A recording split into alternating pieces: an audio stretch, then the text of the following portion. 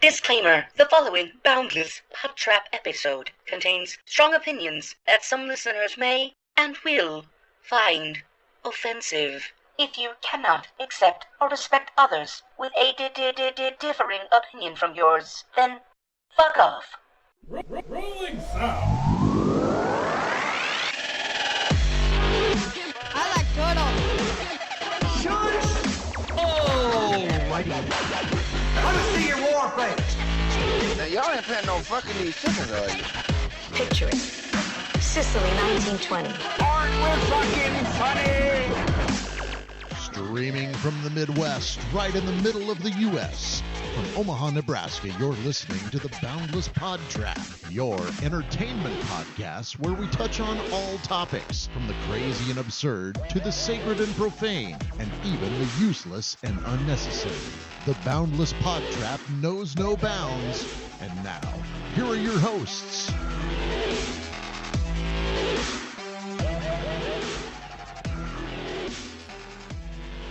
Well, it's been about a month since you've heard our voices, but we're back. We know that my sister's going to be happy about that. I'm Jeremy, and as always, we have Lonnie and Justin here. What's happening? Shalom, my people. I can tell you what's happening is there's blood shooting out of my ears for how loud that intro was in our headphones. It's not Maybe that we're bad. not. Maybe our calloused eardrums got softer. It could be. Who knows? I don't think we've touched any of the levels on those at all. No. But my God, I'm blowing the dust off the board here. We're back after we had a little bit of some health issues here. Two of the three of us tested positive for COVID. and it's strange. Like the guy who drinks the apple cider vinegar shoe polish drinks is the one who didn't get it. Yeah, so I Maybe guess we should stop eating fast food and do what he does. Justin, it must be all that ginger you eat or Garlic? minced garlic. Yeah, It's in every meal. It's that Bobbity garlic. booping. Yeah, no, Lonnie and I both tested positive for COVID, and that wasn't fun. It wasn't. We should stop kissing with tongues. Yeah, no. You guys still do that?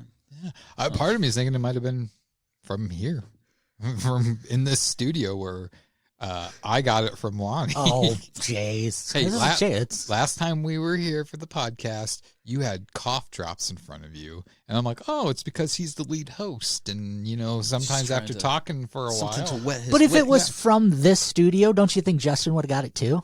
Not necessarily because he's farther away from you. I'm He's- literally, get the fuck tape measure.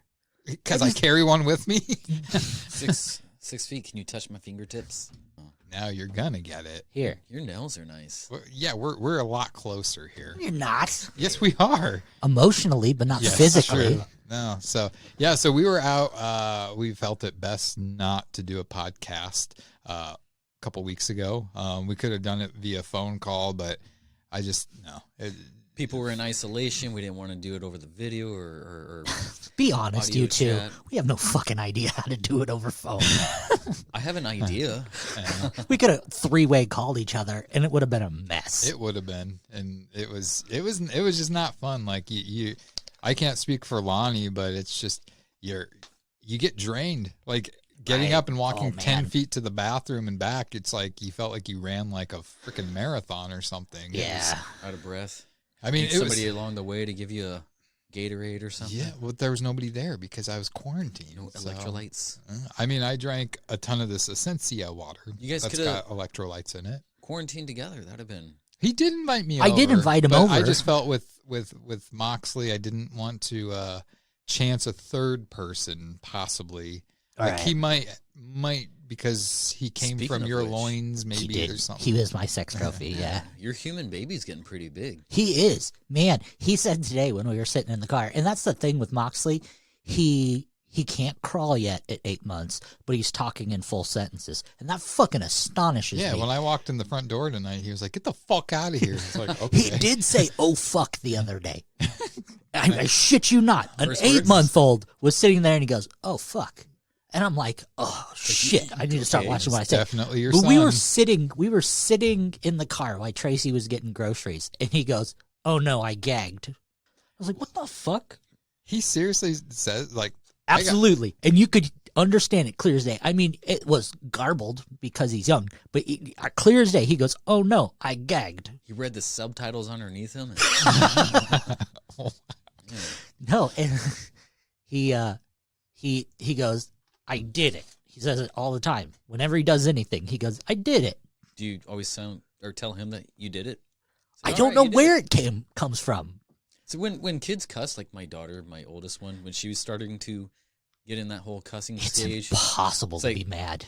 We were at at Target or something, and like something fell, and she goes, "Oh shit!" I'm like, good. I mean, that's the perfect usage for it, but it's like, don't do that. It's impossible to be bad. I was babysitting my friend's son, and she was off doing something, and we were fishing, and he fucked up terrible, and he goes, Dick. And I go, "Don't say that." He goes, "What, Dick?" And I'm like, "Yes, don't fucking say that." And when I said it the last time, I kind of started snickering, and he got a smile on his face and kind of cocked his eye at me. I'm like, "Don't say that." And he goes, "Okay, Dick, Dick, Dick, Dick, Dick," and like at a super fast like cadence. And I'm like, "Oh no, shit, I'm gonna laugh. Don't let him see you laugh." And of course I did, because it was the funniest fucking thing I've ever heard in my life. See, I was proud of myself back when COVID first started and my work closed down, and I was painting my niece's bathroom, drawing and painting her bathroom. Oh, that's beautiful, by the way. Oh, thank you. I need to finish it someday, but That's not the one that just moved, is it? no, Okay. no. But my niece came in the bathroom and she's like, "Oh fuck," and like I was proud of myself because inside I was rolling on the floor laughing. As an uncle, it's so much better to laugh. But on the outside, I'm like, don't say that. And she's like, yeah. And she was blaming kids at her daycare. But I wonder, Bad influence. is it worth, should you even tell your kids when they say a curse word, like bring it up and like, don't say that, because then they know it's bad. But if you don't say anything at all and just ignore it, then it doesn't justify or glorify it. Yeah, it's like in certain countries, like when like drinking age or something like that is lower, it's like they don't think of it as a thing. It's like here you go out, you get drunk and stuff at your 21st birthday. It's like in Germany you can drink with a parent at 14. It's like they don't have like those elaborate drunk parties and stuff dragging through the streets. Well, isn't it like kids at like 10 or 11 just drink wine with dinner in like Rome and Italy, countries like that? I'm sure. I think it's, if you don't glorify it or make it sound bad to kids, then they won't do it. Like, I mean, it's the thrill of wanting to be a bad kid and stuff like that. That's like some sort of power or control. It's like my language is bad and dancing on the skirts of taboo. Yeah. Well, that's the argument a lot of states have for legalizing marijuana. Like, if you take the glory and the dangerous out of it, you can fucking tax it. Like, yeah, I don't know. I always think of that Modern Family episode. I don't know how well you guys are into that show. Oh, well, never mind. It's on my queue. There is one where like the little girl starts saying the F word, and Cameron, I forget the actor's name, but he's from Kansas City. He's a heavier set guy, but he plays one of the homosexual couple and stuff like that. And You're just body shaming and gay shaming. The fat homosexual one. Wow. He laughs every time like she says it, and it's like, that's me. That's what I really want to be like when I hear kids cuss. But anyways, so yeah. So what was the worst part of COVID for you? Well, I mean, isolation. The body aches were the worst thing for me. Like, my body has never ached like that before. Like, it was to the point where it's like I couldn't even stand up and walk without like being in severe pain, and laying down, sitting down, your body just ached. I didn't sleep for pretty much like 3 days straight because it's like you couldn't get comfortable, and then you get comfortable, and then like a minute or so later your body just starts aching again. I have this stuff at home. It's called Real Time, and it's basically like Bengay. It's like cream that you put on, and it starts off cold and then it gets hot. And so I put some of that on my lower back. And small of your back? Yes, the small of my back. And it helped. And then, it starts to burn. I'm like, oh, that stuff's got a kick to it. but it helped for a little bit. Well, one night I woke up and it was like my back and my shoulders were just really killing me. So I rubbed that cream all over my back, and I was like, and I'm laying in bed and I doze off for like 5-10 minutes. And then all of a sudden my eyes popped open. It felt like somebody poured gasoline Right. on the back and on my back and lit it on fire. So I'm like with a wash rag trying to wipe the stuff off, and it didn't help. So That's how you know it's working, when it hits that but tissue. Fuck. Yeah, but other than that, mentally, and I was telling you this, Lonnie, Absolutely, because we were 100%. We were talking because we were in the same boat, and it's like we could have talked to Justin about it, but he wouldn't know. He wasn't cool like us and got COVID, but you didn't get the pandemic, bro. Yeah, I'll do my best. Mentally, by the start of week 2, oh my God, like by the start of week 2, it's like it was literally like I was in prison. I was in a room, confined to a room, because I live with other people. I have a window in my room, but I can't see out of it. So I'm in a room that basically has no window. I have a toilet down there. The only time I went upstairs was to shower, soak in the tub, get food, and it was like up and right back down. It's like every 4 hours somebody slides a pancake under the door. Yep. But it was just like, I don't know. It messed with you, and not being able to see like my niece or family or you guys, and it not knowing Don't you have what's going to come out of this. Like a window? You can do some window love. I said I have a window, but it's, but it's just, that was the thing too. And it's like, I cried several times. I can admit that, like, your mind races, and I don't know if that's part of COVID. I know they talk about brain fog and stuff like that, but like my niece, like my sister would have my niece call me or FaceTime me and stuff like that to talk. And my sister had my niece, she's like, can you sing the new song you learned for Uncle Jeremy? And it was the Oh Christmas Tree song. And I mean, it was the cutest thing ever. Like, her voice was just so soft and so sweet. And I'm like, in my head, I'm like, this is the most beautiful thing ever. And I started like tearing up, and I'm like, oh my God. I was just like, is this because of COVID? Or is this like just I'm getting older and more emotional? But it was tough. Leaking. Yeah. Lactating a little bit. Yeah. But I don't know about you, but I had to the second week, like halfway through the week, I had to get out of the house. I would go in my car and I would drive for like an hour and a half, 2 hours. And I waited till nighttime because I wanted to drive around, look at Christmas lights. Yeah. It's like, I didn't want to go back home. I just wanted to keep driving because it was so nice to be out. Yeah. I'm a Pokemon Go player, so I could get out and actually have something to do. Like, I'd go play Pokemon Go. I'd play it in my car, which is kind of a no-no, but I would do it anyway. So I could get out now and then, and I had a house to be in. I didn't have to just be in one set room, but I had a house to be in. But what sucked for me the most is trying to keep Moxley safe. So people complain, and all the people who complain about wearing masks, even the people I love who complain about wearing masks, go fuck yourselves. Ditto. Because I had to wear a mask, I shit you not, 24 hours a day for 2 weeks solid, so I could keep an infant alive.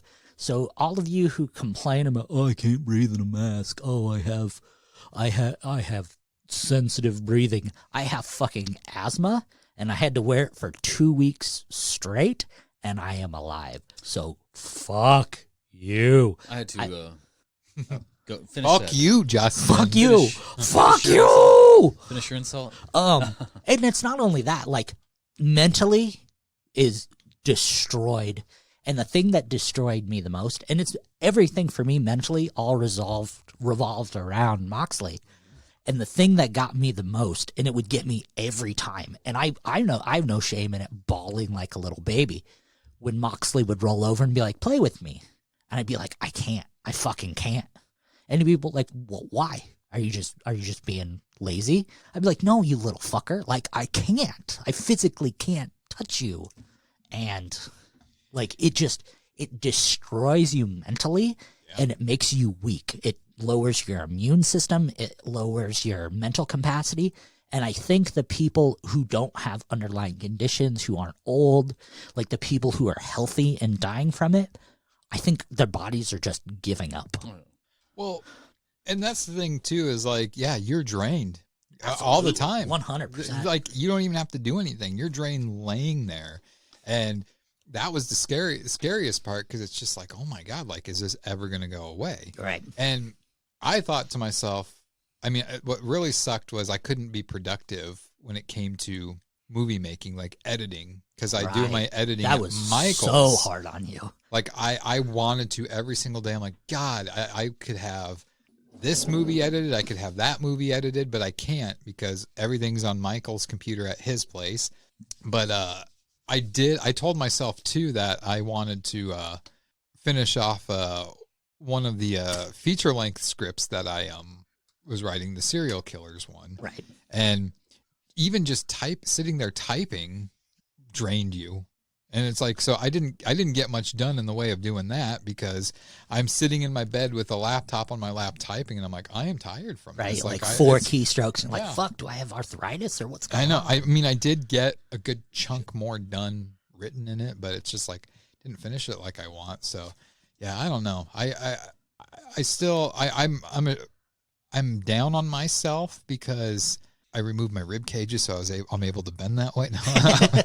No, I'm down on myself because I let my guard down. And you guys know me, that I've been with this COVID thing, like pro mask, pro stay the fuck home if you have to. Right. I bent a little bit with things, and it's like, because I don't think that we should have to stay in our houses. I think if you do things smart and properly, then you don't have to worry about it. But the thing is, like, we've done everything properly. Like, absolutely. When we were doing the movie shoots, we were wearing masks. We were social distancing as much as we possibly could. Most of us. Yeah. I'm sure. I know there were some people that were, when I wasn't around, they had their masks down, and that pissed me off.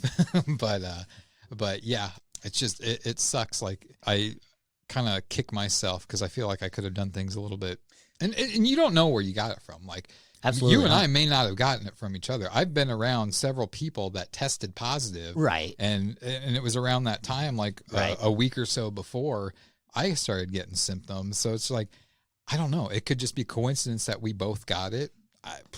Who knows? Interesting. Do you know it's sexy? It's cold outside, and especially this time of year, like, my coat's not working. Like, I still feel cold, so you should probably just do without the coats. It's not working anyways. That's what it sounds like. I know that's where you're. I thought there was more to it. No, with like the masks and stuff, they're like, it's not even working. We might as well just do without them. It's like, it's still a guard. Like, it's still protecting a little bit. I want to spit in those people's faces. Well, I want open your mouth and let me spit. Right. Like what Lonnie was saying is, like, I work out in the, over the summer. I was getting up to 100 degrees, and I was wearing my mask for about 8 to 12 hours a day in the heat. Yeah. It's like, I can still breathe. It's probably because of my Italian nose. I probably got a little bit more of a gap over the sides, your Italian nose? I'm a fucking Jew. You want to talk about big noses? I'm Polish. I don't know about Speaking of noses, that fucking COVID test sucks. Oh my God. Ass. I think I still have a dent in my brain. Oh yeah, I think I lost vision from that. I've had so many of those damn brain ticklers over since March. It's not even funny. I didn't do the rapid test one because it's like, what's the point? Because I know I'm sick, regardless of whether I have COVID or not. I have to do the quarantine, the 2 weeks anyway. Yeah, because there's so many false negatives out there. So I did figure I should go get a test just to make sure. Well, I made my appointment on a Saturday, and the earliest they could get me in was a Tuesday at 4:30, like 3 days later. And I know I went to the Oakview Mall, and that place still exists. Oh yeah, I guess they're shutting it down here soon. I thought so. But so you pull up, and it's funny because they give you a QR code on your phone that you're supposed to show. There's one tent that's like 20 yards away, and there's a lady like, can I see your QR code?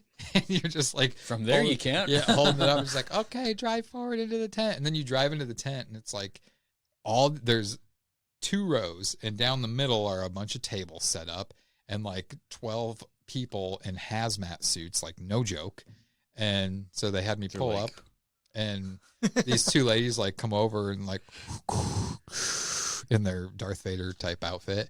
And the one lady's like, have you ever done this before? No.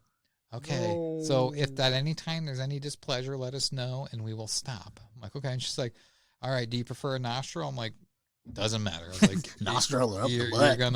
You're gonna, I thought they had to do it in both, but apparently it's just one. Yep. And I'm like, well, I said, you might as well just do the one closest to you. She's like, okay. She's like, we'll put your car in park, which is probably a good idea. And so she's like, now I'm going to have you tilt your head back a bit. And she's like, when I tell you to, take a deep breath. And I'm like, all right. So I do it. And then she sticks the thing up there. I had my eyes closed. Oh, no. Keep that shit open. Fuck. Man. Yeah. The stinging sensation, the pressure, the instant eye watering. You should have opened your eyes. Because when you close off a sense, your other senses heighten. Plus, jamming your shut crushes your nostrils. Or not nostrils. I'm not done with the story yet. Oh, sorry. Keep going. So, anyways, she's in there, and it felt like she was in there for like 30 seconds. Oh shit! And you could feel you could feel get in there. Every fiber of that cotton swab as she was turning around, and I'm just like, oh my god, be done already. So she finally pulled it out, and she's just like, I hate to tell you this, but she was like, I was feeling resistance. And I was like, yeah, it was the back of my fucking head. That was what the resistance was. And she's like, I'm going to have to do the other one. And I learned. And I'm like, okay, I'm keeping my eyes open for this one. So she did it. Whoa, 10 times worse. Like the stinging sensation, the amount of watering. And again, felt like she was in there for like 2 minutes. And then she's like, okay, your results will be back in like 48 to 72 hours. You can go ahead and go because there's a line behind you. My eyes are watering. I'm like, do you really think the safest thing for me to be doing right now is driving? Take my keys. So I'm just telling you right now, I'm not getting a test that done ever. I'm just going to assume next time I get sick, it's COVID. Just have it, yeah. It's not worth it. So my experience with the test, after you sent us that message and you were like, man, I got symptoms A, B, and C. I think I got COVID. Because the only day I remotely felt even the most shitty was that Thursday when we recorded the podcast. Thanks for saying something, by the way. We could have just canceled the podcast, but no. No, I was just overheating. And I had the cough drops because I had like a tickle in my throat because I have fucking asthma. The only other time I had an asthma attack is when we had to carry that fucking track up at Chuck's house. And I'm laying on the floor gasping. And you guys are like, get up. We have to build this. I'm like, can I have a drink of your water? And your response was, ooh, gross. COVID. Jeez. Could have been where we got it because I let you have a drink of it. Don't eat a dick. Oh. But no, so when you said that, I'm like, okay, I'll schedule an appointment. And I scheduled that day, and it was for Wednesday. That Monday, Tracy works for UNMC, and she's like, hey, I can get you in for a test today, but you got to hurry. I'm like, well, what time is the appointment? And it was like 1:30 at the time. She's like, it's at the 144th UNMC that's way out on L or Q, something like that. So I'm like, oh, yeah, cool. I felt fine. I felt like aces, no problems whatsoever. In my mind, I'm thinking, sick, so I can go get the test done, and then I can get Sonic, and I can be home. So honestly, I took a test to get Sonic while I was out and to put you at ease. Because you are a hypochondriac. So am I, though. But so I went and took the test. Didn't think anything of it. You're going to take that from him? Am I wrong? Because I am as well. I'll 100% I mean, I think I'm slightly one. I'm not like 100% one. But He's just cautious, that's all. Yeah. So I went and took the test, and it was kind of like what you did. I walked up, but their building, it's like, it was a Menards or something. Like, it was a very recognizable shaped building. Did you get a... Quit hitting your mic screen. I'm excited about this. No, take a big knocker to the door. There. No, like you call the number that's on the door, and then they have you come in. But it was like a huge empty building, and they had like 2 beds on opposite sides of the building. They were definitely social distancing by like 150 feet. So you go up to the counter, and they're like, I'm like, hi, I'm Lonnie. I'm here to take my test. They're like, okay, last 4 social, blah, blah, blah. They're like, are you experiencing any symptoms? Yeah. And I'm like, well, I'm shortness of breath because I have asthma. They're like, nope, symptoms. Go this way.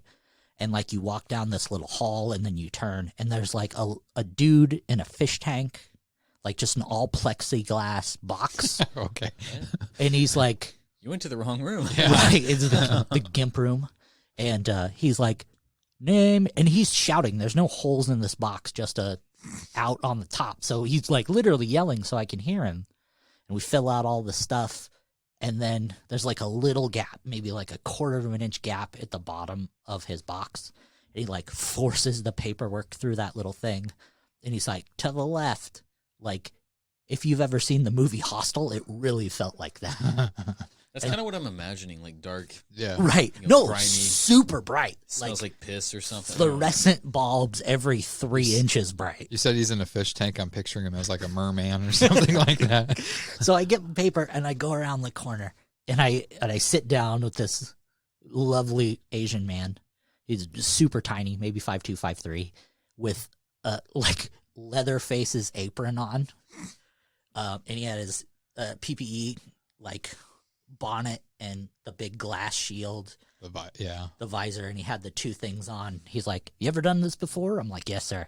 He's like, all right. And he takes out the swab. Pull your pants down. Right. He takes the swab, jams it up my nose, spins it, and he's like, that okay? And I go, yep, how was it for you? And he didn't say a fucking word. He handed me my papers, and he's like, door. It's like, you're one of those. He said that, and he has a stamp positive. And wait, I didn't finish. And so I'm like, oh, okay. Got back to the car. It took all of about 2 minutes once I finally got inside. I'm like, oh, fuck, all right. So I walked to the car, drove out, got my Sonic, went home, go to bed, wake up in the morning to an email from Tracy saying, okay, so you have it. We got to figure out what we're going to do with Moxley. And then I started feeling shitty. Like, then the symptoms started hitting, but I think it was more mental. Yeah. Like, I was starting to feel them. And then 2 days after I was confirmed, Tracy got sick. And she was exactly 2 days behind me on everything that was happening to me. So, like, I'd be like, oh, my stomach hurts and I can't taste anything. 2 days later, she's like, my stomach hurts and I can't taste anything. I'm like, ha! Mm-hmm. Now tomorrow you're going to feel like this. My penis hurts. 2 days later, she's like, my penis hurts. So you're saying if you hide your feelings, then you probably won't feel anything? Like if I put them down low? You know, what's weird is I never lost my taste, sense oh of my taste God. or smell. This is the weirdest shit. Like, I could smell fine, but the losing of the taste was one of the weirdest shit ever. Like, I couldn't taste a lot of things, but the things I could taste were so magnified since it was all I could taste. But it was mostly like seasonings. Like, I could taste salt, I could taste pepper, garlic, basil, anything like that, cinnamon. Oh my God, it was like a fucking overload. You tasted cinnamon? How much did she charge? Oh man, she was paying me. Stage name? Hey-o. But yeah, once that went through and the stuff with Mox, my biggest problem was I developed a super bad cough. That's what you were saying. Yeah, to the point where it didn't go away. And they were worried I had, since the asthma, I had damage to my lungs. And they're like, it's super common with people who might have, they said COPD or whatever that is. I'm like, I don't smoke. Why would I have COPD? And then eventually when I got to the doctor, they're like, you're fine. Your lungs are weak because of it. It'll go away. Yeah. I got my results on Thanksgiving morning. Hey, hello. So that was a nice thing to be thankful for. To be appreciative. Yeah. It sucked. I mean, my family was planning on not getting together anyways for Thanksgiving because my sister and my niece had been in contact with somebody that tested positive. They went and got a test, both of them, and theirs were both negative. But they still wanted to just take that time. And at that time, I didn't know I had COVID. I figured I did. And then, yeah, like I said, it was early Thanksgiving morning. I'm like, all right, fantastic. So I called my mom on the way from taking the test. I'm like, yeah, 99%, I don't have this shit. I'm like, I feel fine. I felt a little crappy on Thursday. I'm like, I don't have it. We'll just plan on meeting for Thanksgiving. We got all the stuff. We'll just bring Mox over at like 11 and then we'll start cooking fucking next morning. Not even 24 hours. Yeah. They're like, you got it. It's It's kind of frustrating. Some of the people who get tested and know that they have COVID just because they don't experience like the same stuff that, you know, the lows and stuff that you guys felt, or, you know, people who felt worse, like dying and stuff. Yeah. Right. It's called selfish. Yeah, they're still going out. It's like you're not wanting to put your life on hold for a week and a half at least, maybe. Well, especially when they're dealing with a lot of the public too. Right. That's what's messed up. It's just like it's selfishness, and this is the anger that I've had this whole time. And now having experienced COVID, and granted, I probably had more of a mild case of it. Yeah. But even the mild thing was not something that people should have to go through. And the fact that people have the symptoms and they're not saying anything, or they know they've tested positive, but they're still not going to say anything because they're not going to inconvenience their life, but they're going to go out and put people at risk. Like you said, that's the thing. You may be fine with it, but the grandma at Walmart that's in front of you in She line, ain't gonna survive. she's could die How from many grandmas have to die? So people You're being that person who's trying to hide that zombie bite and stay with the group. It's exactly, like, dude. Yeah, let us know. Grow the fuck up. Be an adult. Be responsible. Be a human being and care for others. We got a list of names of people. No. Yeah. Well, it's just like this vaccine is great that they have, but it's early. We don't know that it's going to do shit. Like the testing. I think everybody has the same mentality on that. It's like, I don't want to be the first one to do it. You know? But I also think they're flubbing the numbers with the vaccine and testing. I don't think that it's 98% effective like they're saying. I think they're just putting that out there to try to ease people. Well, I mean, how long did it take them to make the polio vaccine? Like, legitimately, the polio vaccine, it took them, 4 to 10 years to make it functional? Like, the fact that they're making a vaccine, rushing it extremely, and doing it in 4 to 5 months. And they're just going off of giving it to somebody, and, like, there's very few side effects to it. Yeah, there's very few side effects right away, but a year from now, 2 years from now, who's to say that that's not going to cause cancer? It's not going to start eating away at your organs. Like, we don't know enough about this. It's something that's going to have to be tested and developed indefinitely. I mean, we still have the flu. This is a form of the flu. It's right, and it's going to be here. It's not going away. Right, and it's just like, I supposedly, Lonnie, you and I are immune from getting COVID again for up to 3 months. Nobody believes me when I say that shit. I don't believe it though. I mean, you got antibodies. Yeah. I mean, and I'm hoping, like, if we were to get it again, since we had it the first time, it wouldn't be as bad. Our body's going to be more prepared for it. But I read something the other night. I can't know the exact night. It might have been Sunday, might have been Monday. There was a new strain of corona that just popped up in England that they've already diagnosed. I want to say it was close to 9,000 people with a new strain of corona that no one has seen. So it's already progressing. It's already changing. See, I haven't looked into that, but I just checked the live map updates and stuff like that, and Europe looks like it's booming right now. Oh, yeah. There are dark colors there. But let's start up with sporting events again. Let's start doing everything. Well, look at it's absolute utter bullshit that in March we shut down because there was 30,000 people who tested positive. 30,000. Well, we never officially shut down everything, so people were still out. But now, no one gives a shit that we're at 230,000 a day. Yeah, yeah. People don't care. Again, selfish. They're afraid to have their life inconvenienced. And the only reason it's they can say, well, we tried. We did not try. Nobody gave a fuck about it. There was a handful of people that did what they could to help prevent this and slow the curve. But everyone's like, fuck that. I'm not going to give up my life for a little bit. You're a fucking asshole. And I said it here and I meant it. Ooh. Anyways, that's enough Corona talk. This episode's going to be a little bit kind of different. They said that. What? I guess it's going back on, but Let's stop it out. Disney predicted Corona because what is what's the one with the hair? Rapunzel. Oh, she lives in the city of Corona.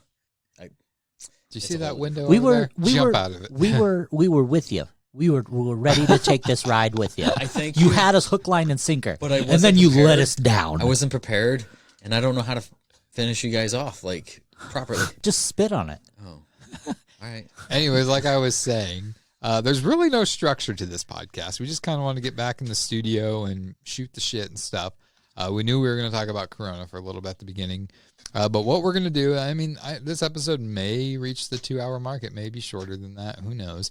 But we just decided that all three of us were going to pick a topic to talk about. The other two don't know anything about it. I think, who would we like to go first with their topic? Lonnie's probably has something to do with Satan. and Justin's probably has something to do with Brandon Lee.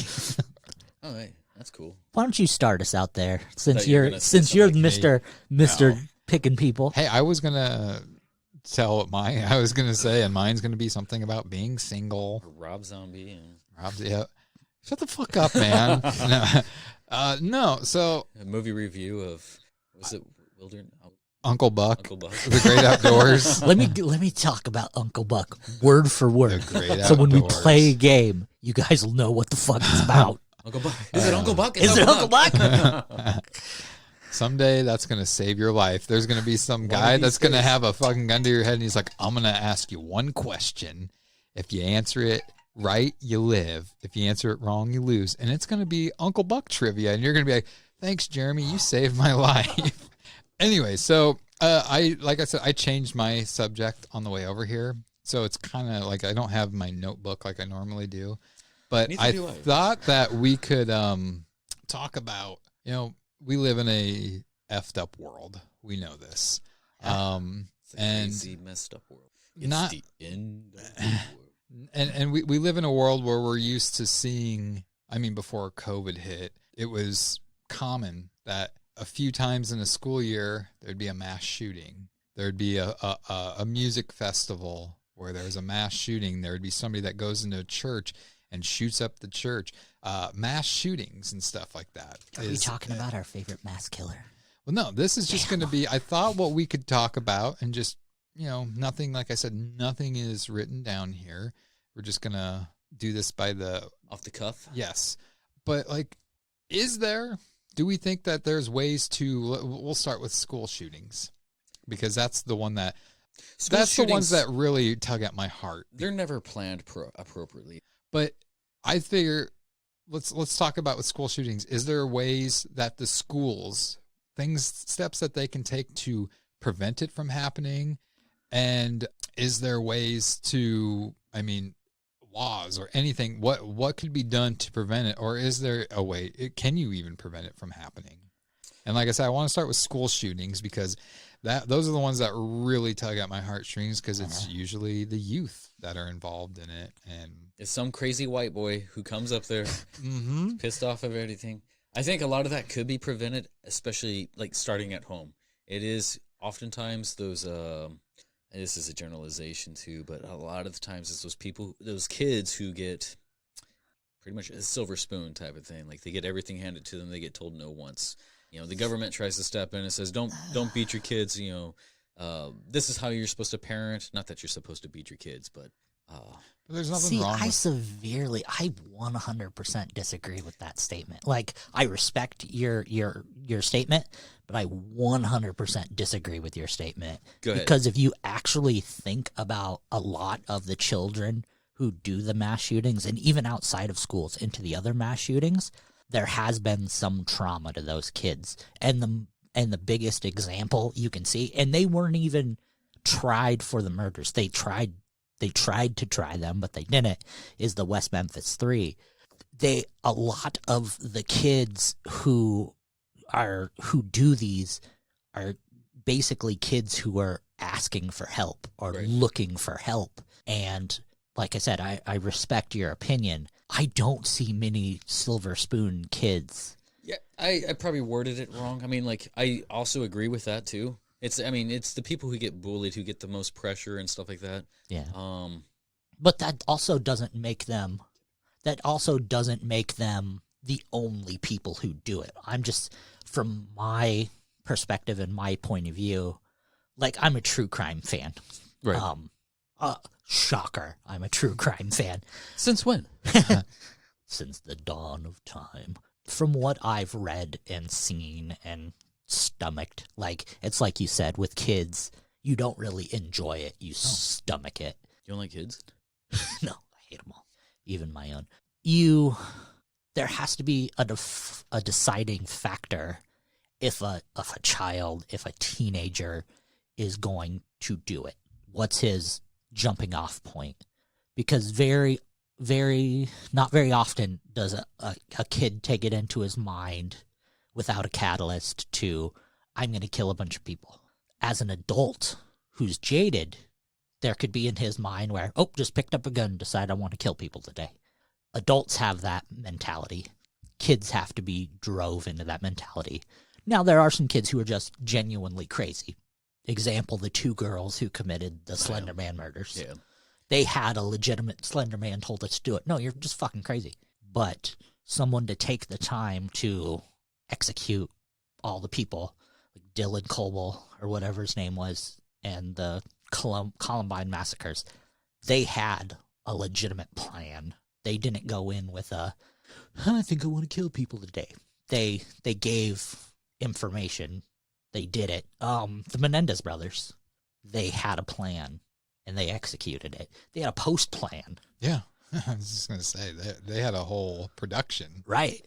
And it's just these things, and these kids, unfortunately, they have a trauma, and some of them will never know what it is. Well, because now their trauma is that they just fucking murdered a bunch of people. Well, I was going to say, you said like they're asking for help, but I was going to say, do they realize they're asking for help? Most I don't think so. I mean, they say your brain isn't fully developed until what, like 23, 24 years? Yeah, mid-20s. Like, even still. But like, I do stand by, like, most of that could be prevented, and it could start from home. Absolutely. But that I agree with you. The only part, and I'm sorry, I jumped on your train and drove that fucking you thing. You just bit my dick, you know?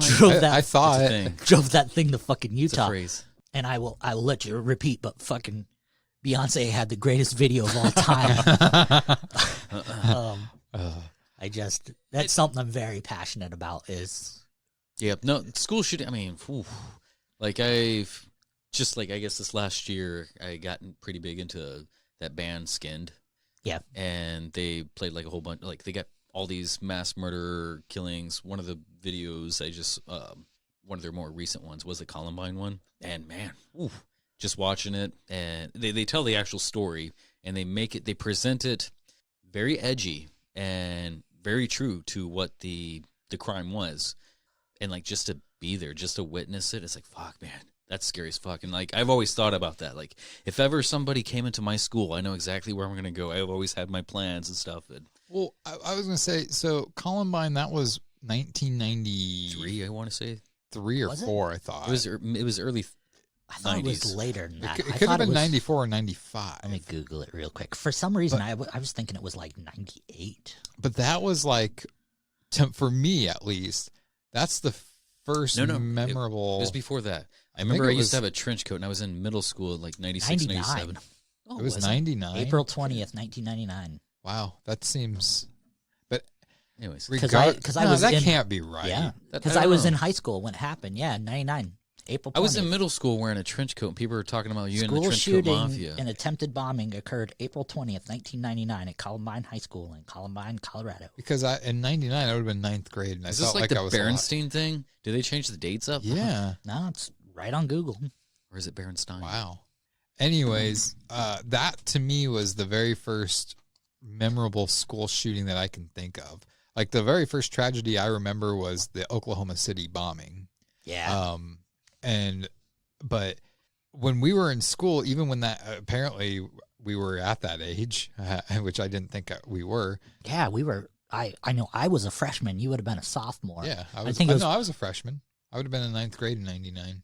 You were a year older than me, weren't you? Because I was a freshman. And I graduated in 02. So 99 would have been 9th grade. 2000 would have been 10th. Yeah. So I guess I didn't have until 2000. Even though we were in school at the time, didn't worry about that. Like, I didn't worry about somebody shooting up the school, even though there was a kid in when I was in junior high, and my junior high included 9th grade. So my freshman year was in junior high. This kid that I was actually good friends with and was in drumline with built a bomb and put it in the bathroom. And then he went and he told the principal that I've dropped a bomb in a bathroom a few times. Only you can be such a dick. But he went and told the principals that he found something peculiar in the bathroom, and they went and checked it out, and we had to evacuate the school, and the bomb squad was called. So we were never in any danger because he was the one that put it there, and then he went and told. I think he wanted to just get recognition as being a hero. But then they found out, I don't know if it was surveillance footage, that it was him that did it. But yeah, like I said, when I was in school, I never felt that. You guys have surveillance at your school? I don't know what it was. I'm assuming they probably have some cameras We there. didn't in ours because we used to steal our teacher's car and that you know of. And they're listening now, and they know. Well, I used to fill it up with gas and put it back. Yeah. I fucking fooled him. I swear this bitch was at a quarter of a tank. Them damn kids. But like nowadays, I couldn't imagine what it'd be like being in school because, I mean, with COVID going on, I think that's one of the benefits, I think, with remote learning and stuff like that, and not this group of kids this day, this group that day, is that I think it's prevented shootings from happening. But like before COVID, God, like even my nephews asked about it. Like when they hear about shootings, they were just like, well, what happens if somebody has a gun at my school and stuff like that? It's like kids should not have to think about that when they go to school. You should be going to not only learn, but, develop communication skills with other people and whatnot. But that the fact that that's something that they always tell me to shut up too. Yeah.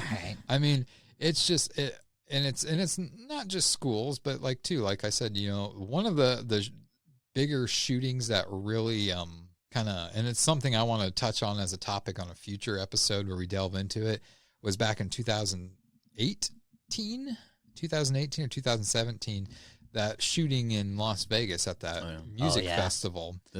Some people don't like country music. Yeah, well, but it's just like that was like the biggest mass shooting there was, but yet there was 150 dead or something like that. Or the media didn't make a big deal about it. Yes, they did.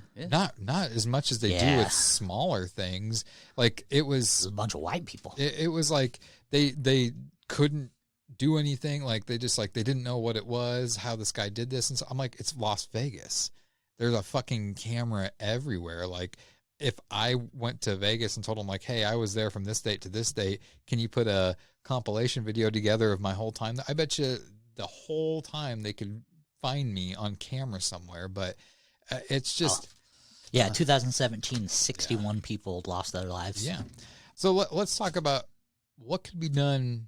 Let's go back to school to prevent it. Is there anything that can be done? Like arming teachers, is that going to help, or is that going to make things worse? I mean, people think that like if everybody has a gun, then everybody's going to be safe. It's like, no, because some people hear gunshots and they start firing back. Like not everybody is equipped with the mentality to see danger, address it, appropriately. And does that allow the students to have a little bit more easier access to a firearm? Because whether the teacher has it strapped on them, all it does is a kid, it's like it's an extra tool, like jumps them and takes it, or if it's locked up, they could easily break into it. I guess I don't know if you want to. I guess it is kind of a klepto. I used to steal things from the art room all the time back in school. If there was something I wanted, in trouble today. Yeah. It's statute of limitations. It's where's my fucking silverware? My brother stole a whole projector. Where are my pants? I'll sell you some pants. Yeah. You can buy them back on eBay on Thursday. Those look like my size. But no, I mean, what can be done? I think a lot of it could start from home for sure. There are, and it sucks too because parents have to work, and I'm not using that as an excuse for the parents, but it's like, I think a lot of that does, going back in the day, like we had, the mothers were always home, so there was some sort of unit where the socialization, the kids knew the parents knew what the kids were doing. Like there's no, accountability. You should check in on your kids at home. If your kid's always upstairs in their room on the computer, stop in from time to time. See what they're doing. Talk to them. You're doing that. But like, Go. That's not a plate. That's a towel. So I think at schools, what they could do is I think that they should offer, or not offer, but provide mandatory counseling to every student. I know that could be overwhelming, but I think you get a bunch of, because I don't think that having group counseling does any good, because it doesn't feel as organic. No, what's the word I'm looking for? Confidential or whatever. Yeah, personal. Yeah, personal. I think that you might have to bring in several counselors, and I think making kids go to these sessions by themselves, like once a week or something like that, I think that could definitely help. I mean, even if it was like 15, 20-minute sessions or whatever, and maybe those kids that you feel are a little bit more troubled, you schedule more time with them. I feel like I know a lot of teenagers that actually have or therapists and stuff that they see outside of school. It's like that is more common these days. Mental health is being more addressed. It's more readily available. You can do it on your phone. Mental health is, I think, 100% the reason behind every mass shooting there is out there. I don't think there's somebody that doesn't have mental issues out there that's like, I want to kill people. I mean, you have to have something mentally wrong, and I think that's where you have to try to nip it in the bud. It's good to have a hobby, but some people. I just really like to clean guns. I mean, and I know people. It's a touchy, sore topic with people, but I don't think gun control is the answer to anything. No. You can't make it illegal to buy guns and expect everything to go away. Yeah. Where there's a will, there's a way. If somebody wants to kill you, they'll just use the next. Anything can be a weapon if you're creative enough. Well, I came from a state where guns were highly illegal and ammunition was highly, like, not illegal, but like regulated. Didn't stop people from coming in buying mass loads of. What else is illegal? Meth? Strange. You know what else is illegal? Human trafficking. Yeah. That is actually another topic down the line that I want to talk about. You know, I'm not a fan of his stand-up comedy, but Chris Rock actually has racist. I just can't stand his like does a lot of and his like loud talking and stuff like that. He's like the Black Gilbert Gottfried sometimes. Yeah. but I think he actually made something in one of his stand-up things is actually it was funny, but it was actually, wow, that's like actually true. He's like, I don't think we should have gun control. He's like, I think we should have bullet control, because he's just like, make it $300 for a bullet. He's like, that way when you see somebody dead, it's just like, well, you know, he did something wrong to die. And it's like, it's actually not a bad idea. Like, yes, again, people have bullets, ammo at home, and they can find it, but over time, if you start hiking it up, I mean, yeah, people could probably make their own, but yeah, I mean, it's just as easy these to make mentally as messed up people that want to just kill people, they're not going to have the patience, I don't think, to. It's like, I got a make. 3D printer. Make my own gun, my own bullets. So we'll move on to the talk, but the last thing I want to ask about this is, out of all the mass killings, whether it's a school shooting or a music festival or whatever it may be, what's the one that stands out most to you that like just really, like, I don't want to say touched you, but like just captured your interest and like really made you like investigate it? And Sadie Hook. Yeah. Just because it was dealing with young children, and two, all the conspiracy about that shooting, with a lot of people were considering like paid trauma actors. Yeah. And that was, I mean, when it comes to like harming, kids or animals and stuff like that, like that really gets me. But I mean, there's a personal, like, I guess you get personal into it. Like, there was that Asian dude on the bus who beheaded that other guy. Well, I guess he did. Yeah. That's not a mass. He did injure a few people, but he beheaded one guy, and he just like was sitting there and then just snapped and cut the dude's head off who was sleeping right next to him. So never mind. That doesn't count. That's just a single murder. That's one's okay. Mm-hmm. But if you think about all the classic mass murders, you go into like the Jim Jones murders, if you go into the Manson murders, like there's nothing that makes any of them acceptable. Like I could just as easily say, like I mentioned before, the West Memphis 3, like that's just a thing. But what makes that one significant is they were obviously innocent, and it took 20-some years and millions of dollars from musicians to get them the trial they needed, and they still had to plead guilty to get out of prison. Like they'll all have that stigma in their life now. I don't remember if I told this one, but I don't think I have with you at least. But around the time the Dark Knight shooting happened, That's the one I was going to mention. Yeah, and that was super interesting.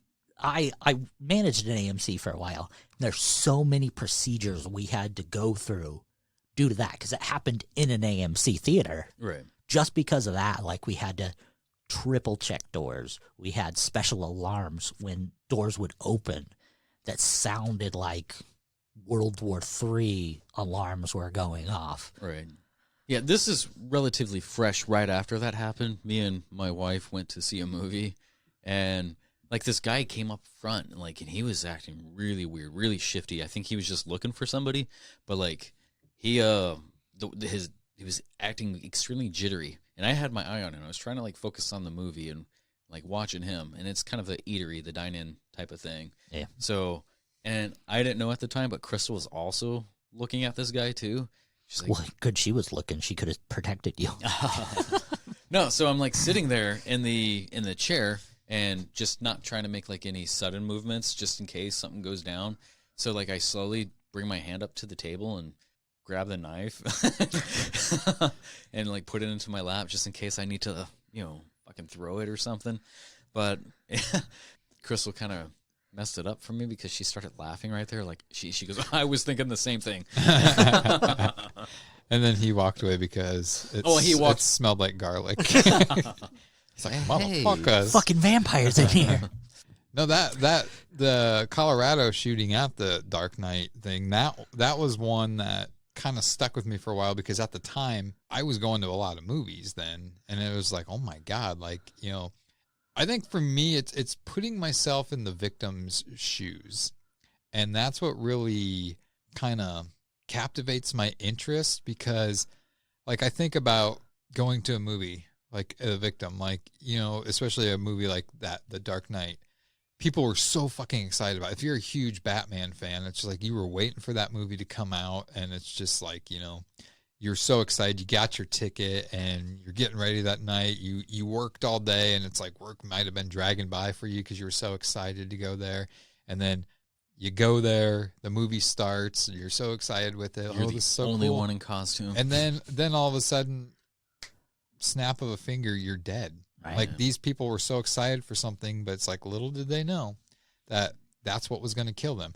They got up that morning, got dressed, went to work, normal, typical day. They didn't know that was the last time that they're going to do that. And then it's it's when you see pictures that were taken, going back to the Las Vegas, that festival. Oh yeah, the clothes and stuff that are scattered. Well, I'm talking about some of the victims. There was one, it was a husband and wife, and it had to have been an hour or two before the shootings happened. They did a selfie together with the stage in the background at the festival, and she died. He didn't, but it's just they're both so happy in that picture, and it's God, you never know. She doesn't know. She does not know that she has less than 2 hours to live. And it's just, then you think about the person that does it, and it's wow, what gives you the right to take somebody's life away like that? These people have a family, and you're going out to do something because life's not fair to you. I mean, I don't condone suicide by any means, but it's just if it comes down to having to kill somebody and you're going to be that evil person that kills somebody, then just turn the gun on yourself or just seek help. It's very, you guys with hitting your mic screens there. But I mean, it's just, that's what with these things that I really kind of, and I don't want to say fascinates because that kind of glorifies it, but it's just that's the thing though. It is, I mean, school shootings have always been common. It's just we haven't heard about them. The media sources, the outlets and stuff haven't. I mean, they covered it. They covered the facts back then. But now anything sells, and it's been over-sensationalized. Yeah. Back then, you can get on Jerry Springer and get your 15 minutes of fame. But now it's oh, I can shoot up a school, and people will praise me. And the media, who is it that they praise? They don't. It's not the victims they praise. It's the fucking killer that they praise. And that's fucked up. Like, look, the marathon, the Boston Marathon. People were sending the people love letters and stuff, like, when they're, the brother who got caught. Yeah. And it's like, the dude's a piece of shit too. I mean, like I understand, like they have to say the legally they have to say the killer's name or whatever like that, but it's just like the killer is always the first name you know. Right. It's always the first face you see. And I feel bad at the people who get blamed for something and it's not them. Yeah. And their name is tarnished. Mm-hmm. Yeah. Or I always think like, a convicted killer out there or whatever that did a massacre or whatever, if you're the person that had the same name as them, and it's just like, you have, like, there's times where it's like, I'll go on Facebook and I'll Google that name or search that name, and it's just like, it pulls up some other Mike Jones or whatever it is, and he's like, his first status is like, not that Mike I'm not that Mike Jones or whatever. Mike Jones Realty. Yeah. Shit. Yeah, exactly. So, but anyways, well, let's move on. Justin, what's your topic here? Oh, I wanted to go a little bit He's more. pulling out his phone. 6 pages of notes. I wanted to discuss a little bit of communication as far as like texting, the etiquette of texting. And like lately, I've kind of been tagged to some group stuff. Let's just get the definitions out of the way. Let's set a platform here. So communication pretty much consists of a sender and a receiver. I mean, it's same thing with butt sex. It's true. That is a form of communication, warranted or not. It's my love language. Surprise butt sex. Yeah, okay. But, what are you doing back there? Keep doing it, Mr. Bucket. One second. We got him. I'm communicating with you right now. You fucking suck at getting your notes up on the I'm not online. You'd figure someone who's got all these fancy things on his phone, I know. lives off the Tasker app, fucking thing never works. Fuck it, we'll do it live. So, like, when you're texting somebody, or if somebody's texting you, one of my I guess this segment is also kind of going to be one of my Justin's pet peeves type of thing. So it irritates me when somebody sends you a text message and it's like, hey, and then they see you in person. It's like, dude, I texted you. You didn't respond. It's like, no, you fucking didn't. You said, hey. You didn't say anything for me to respond to. I'm not going to send you a single text that says, hey. Maybe they wanted, hey. How do you know? Maybe it's an acronym for something. Help. But yeah, not only that, but so like one word text or something like that, or somebody who always has to reply like K or LOL. I hate LOL. To me, that's loser online. I don't know. If somebody would send me a text that just said pussy, ? I'd be there. But you're a guy. I mean, talking to a guy. I'd figure it out. What else do we got? So yeah, I mean, like when you're texting, you shorthand, abbreviations, etc. Like no, because I have a penis. Well, they're accepted here for like if texting is kind of a quick form of communication. It's a convenient form. But when you have somebody who abbreviates every single thing, it's like LM, LF. I hardly GM. use stuff like I use LOL. But my main thing that I do is ha.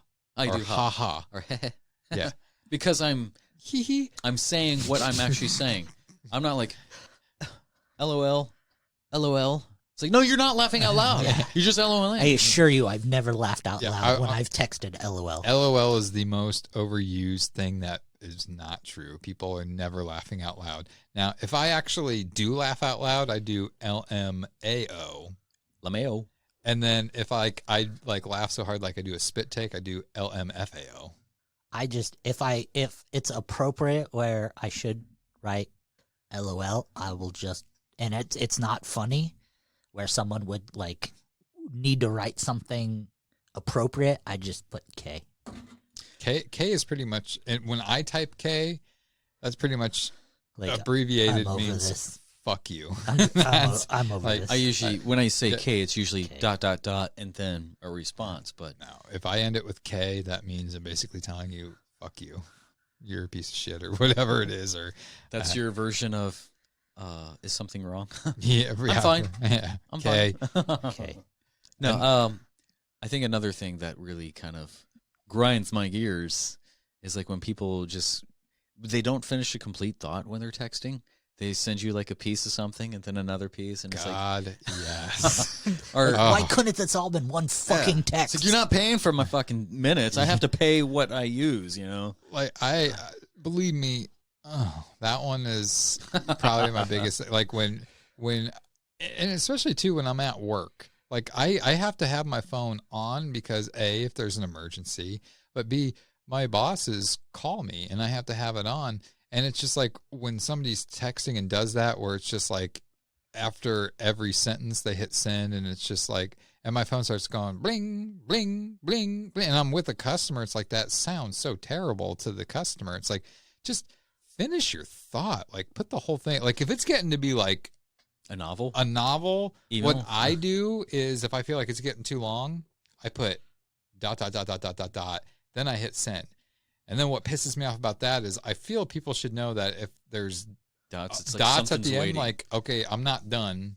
I'm going to keep typing, but while I'm typing, here's something for you to read, and wait for my thing. And then when I'm like typing and then they pop in like 2 or 3 text messages, like, and they're asking a question, it's like, motherfucker, let me finish my thought here. Yeah, they just side rail the whole conversation. Yeah. Did you have something to add on to that? No. Yep. This is something that I was getting so frustrated with, but after research, I figured it out, I guess. So I have a few people who have been messaging me, and like, I'm like, why the fuck are they copy and pasting my whole message and saying liked? Yeah. It's like, I'm the same way with that. Like, but I guess how do they do that? I think that's an iPhone thing. Because I was talking to my wife about that. She's like, oh, I think that's what that is. Because some other people do that, and they both have iPhones. And I'm like, oh, okay. Maybe I'll let that one slide. But if you are copy and pasting somebody's entire message and just saying liked, like you didn't hate it, so I figured you like, or whatever. If people do that to me, it's stupid because, like, everybody is going to like anything I type. You don't have to tell me you like it. I already know you do. This guy. All right, so back to the texting thing here. Another thing, like, and I understand this. I have a horrible habit of sending people dick pics. Yes, that's a good. Hi, habit. welcome to the group. Here's my dick. Yeah, his dick pic is just a picture of his face. I just need you to know. I need you to know that. Why is there a dot on your head? There's a sense of trust here.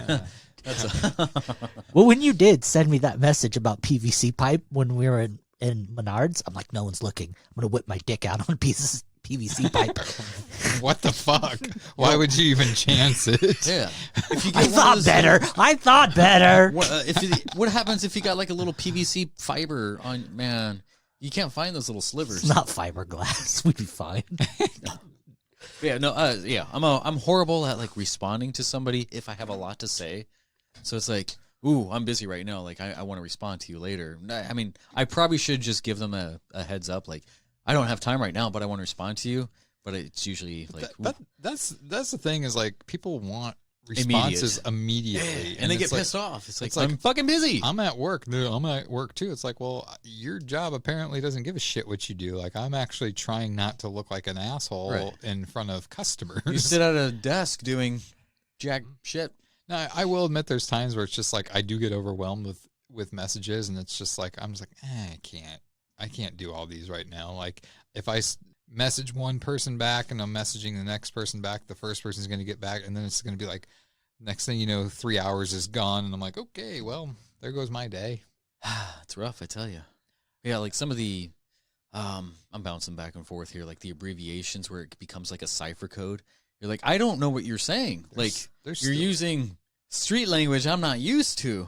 there are some like where it's just like people will type that an abbreviation and I don't know what the fuck it means. What does I don't ask because I feel like I'm going to be a dumbass. Scrape on the concrete. I don't know what are you talking about? Are we going to throw down or? I will say though that texting is my preferred means of texting or messenger is my preferred means of communication.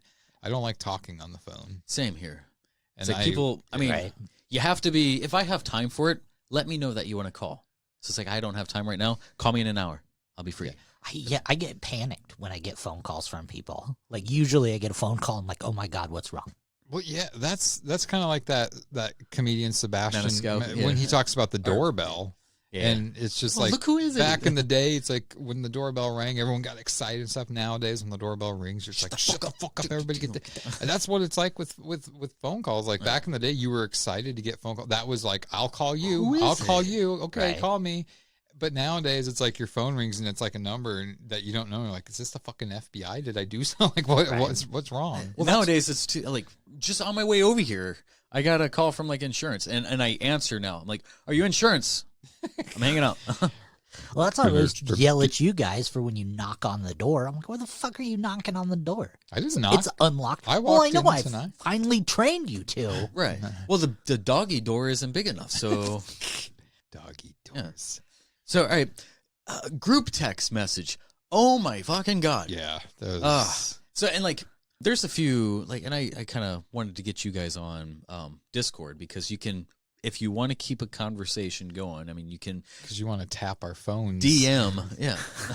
All we do is share memes on Discord. Well, no, Let's I be mean honest. it's supposed to be like a discussion type You of make thing. it sound though like it's so simple, and then it's It just is. like you should. I'm like, I'm lost. Like I don't even know how to like even look for the group. When on I try there. to teach you, You turn into a curmudgeon when we try to teach you technology. You're like, kerfuffle. I don't even want to learn. I don't. Kids and your damn music. If I want to learn it, I'll find it. I'll discover it, and I'll teach myself. I pull my phone out, and your brain is just like, Nope. Yeah, because there's been a couple times where you showed me something on your phone, and you're like, "It's the easiest One thing time. ever," and you're like talking. And I'm like, one time. I don't know what you're doing. That's Greek to me. I think it actually is Greek. There's Partially. minced garlic. I know that. You just got to go to the Say garlic more app later. here on the phone. I got rings around my little pop top thing. Sick son of a bitch. You don't say that on here. Or what is it called? A pop socket? Yeah. Yeah. Yeah, okay. Anyways. But yeah, no, when your phone is blowing up and stuff, and then like you finally Must be a get around Samsung. Man, must fucking feel great, you popular sons of bitch. When my phone's blowing up, I get one text a day Well, from it's- you guys, and then my mom calls me every now and then. like I'm attached to my wife's family's like stuff, and then I finally open it up and read it. I'm like, you guys are talking about anything. Like you got like 56 I got 56 missed messages of nothing. You guys are just sending each other emojis back and forth. And like Crystal was talking about your impotency. What's that called? Impotency. I can't say it. No, just keep going. You'll get there. Impotency. Impotency. use your words. problem. It's not a problem. Joke fail. Are you kidding? A stiff breeze blows, and this guy's got a boner for days. Me or Justin? Dude, Justin! Last time I had a boner and I walked outside, no survivors. Mass Coming right killing. It's because he's young. So young. He, He's young and fertile. he is the youngest out of us. Yeah, like a fucking horse, man. He's Stallion. a creative character. He's the creative character I when just- you get bored. Put a gray shirt on him. Fuck it, let's go. Oh, I still remember making Michael laugh that one time saying that. But yeah, so when you're in a group text and like people are talking about like inside jokes that have nothing to do with you, it's like, do that privately. Like, stop wasting. Do you? I hate Paper it. towels. You fucking know. I hate it when you remove yourself from a group And everybody then, sees and it. Then somebody adds you back. And it's like, fuck, what the- No. Oh, I've done that so many times. I finally just stayed in the group and then just muted it, but then you still get alerts. So Well, like things that are important though, like if you have, let's say we're doing like a production thing and we have like 12 people to a message. Yeah. And you're like, heads up, this is going to be this. Like the message. Don't don't fucking put a like out, and then just like send the important message all the way up so you have to scroll. Like I 4 or know 5 because times. people won't scroll up. The people that actually are working and aren't going They're going to ask you what you just said. It's Yep. like, just scroll up. I mean, like, Yeah. stop. Like this. It's like birthday comments and stuff like that. It's like, don't just say happy birthday. If you're going to say happy birthday, just like somebody else's stuff. I know you mean it. I think what I'm going to do from now on, like group messages for like our short films, we like to put the whole cast and crew in there. When I type up important things at the end of them, be like, do not respond to this message, like it so I know React you to got it, it. yeah. And if you have a question, private message me so that it doesn't move the message all the way up top, and then people don't see it. That's what I was wanting to with the Discord thing. That way you can pin something and shut the move to fuck up. different Are things. you a spokesperson? Do you get a quarter every We're time gonna you get- say Discord? Yeah, so thank you for using Discord, and I hope you guys appreciate your experience. So this punishment thing, if I lose, my punishment should be learn Discord. You're going to be a master Discorder. Is that a word? Speaking of that, boys, we're gonna have to push this out a little bit because this is. I think we got one more for this I year. got something out pushing out right now, so hurry up. And we're all tied. We're gonna have to give it like at least a month or two more, I think. Yeah, we're all at 2. We'll extend our game thing out a little bit here, because it wouldn't be fair. Because I thought if we did a game tonight, the last one, Yeah, if we did a game tonight, someone would be ahead. the person that's somebody would be ahead, and there'd be 2 losers, and the person that's doing the game would and not. yours is the next episode, so regardless, you would lose. Yeah, so. That's fine. I'm fine with that. I think that we'll probably do one more round of each of us doing a game, and then we'll go from there. So I think the listeners should also post any That ain't sort of gonna happen. punishments. Are you kidding? No one's gonna respond to that. The listener should post. No one. We put our Facebook page might as well be gone, because you put a post up and nobody reacts to it. Nobody sees it. Nobody does anything with it, because we're not naked girls putting pictures of ourselves out there and getting all the likes. We can superimpose ourselves on some bodies if need be. Why superimpose? This is true. Way off topic, side topic, but apparently breast enlargement on a man is seen as a medically necessary surgery. Yeah. So who's up for it? Why is it necessary? Because it is a body image thing. Yeah. Where It's for your mental health. And on a woman, it's seen as cosmetic, but on a man, it's seen to help your mental health. Yeah. If you feel more, It's for your transition. If it was free, sure. Like, that's the thing. Like, women, attractive women that don't have boobs, that want boobs, they don't have to pay for it, because they'll have all these perverted guys online that'll be like, I'll give you $5,000 to get that done. And then it's just like, these perverted guys that give the money because they gave the money, like the deal that they make with some of these girls is like, they can touch them anytime they want. And I'm like, wow, like Let me see them boobs. there's so many questions I have about that. So you should put something out to see if you can get like a penis reduction. thank you for saying reduction. Can I have some of it if it gets reducted? Well, we can do it like on the old classic movies where it's like, we're transferring his brain to the other brain. We could do that, but like when you get your dick reducted, it can go into my dick.